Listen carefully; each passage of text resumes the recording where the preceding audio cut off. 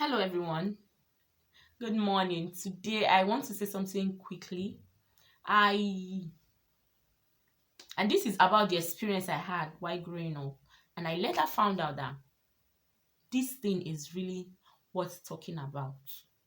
When I was younger, say 14, 15, 16, I always did I always went for marriage seminars. I always when they say come out if you want to do if it's related to marriage, I always go out. I just always do those things that sisters that were old enough, as the society would say, did when they were expecting to be married. So I always did things that way. I always prayed. When they say pray for marriage, I prayed real hard. When they said just I was just everywhere when it comes to marriage. So one day my pastor's wife called me. So one day my pastor's wife called me and she said, Chinaza, I want you to concentrate on your academics.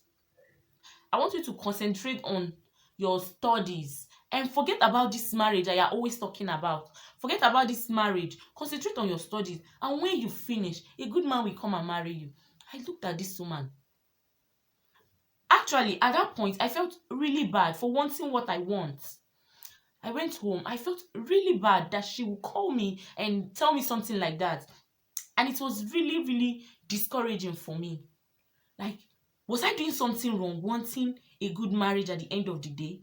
Was I doing something planning for marriage now? Was I doing something wrong? Am I too obsessed about it or something? And then the Spirit of the Lord ministered in my heart that the reason why a lot of marriages are failing is because of lack of preparedness. And I will give you this instance. You go to school, from nursery school, let's say you spend 20 years of your life in school and you are taught nothing about marriage. 20 years of your life compared to 100 years, let's say you are living for 100 years and you spend 20 years of your life in school learning everything you want to learn, relationship with people and all that. And then you learn nothing about marriage in those 20 years. And after 20 years, you just walk blindly into something you know nothing about and spend the rest of your days there. So I felt it means that the society, the education, society, they teach us nothing about marriage, they teach us nothing about money, and that is why we fail totally. Imagine my pastor's wife calling me and making me feel bad for trying to prepare for a future that is forever and asking me to focus on a temporary future that will end eventually. Schooling will end for me eventually. Going to school every day will end for me eventually.